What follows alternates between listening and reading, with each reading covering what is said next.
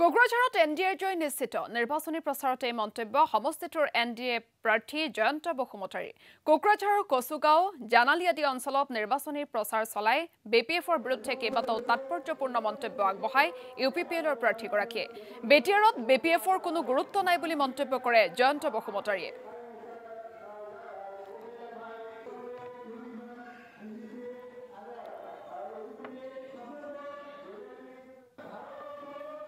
মহামান্য গুৱাহাটী আদালতে গুৱাহাটী হাইকোৰ্টে যিখিনি ৰায় প্ৰদান কৰিলে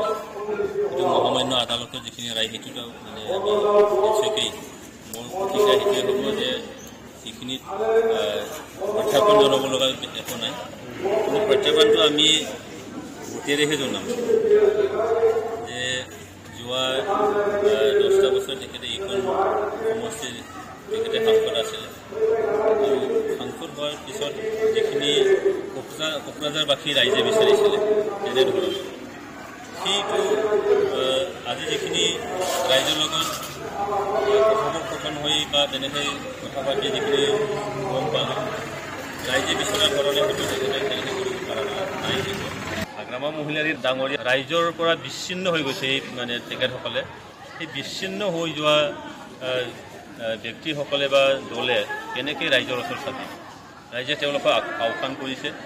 আজি কাগজ পত্ৰই মিডিয়াত তেখেতে ক'ব পাৰে কিন্তু প্ৰকৃত অৰ্থত ৰাইজ তেখেতসকলৰ লগত নাই আজি চৰকাৰৰ লগত আছে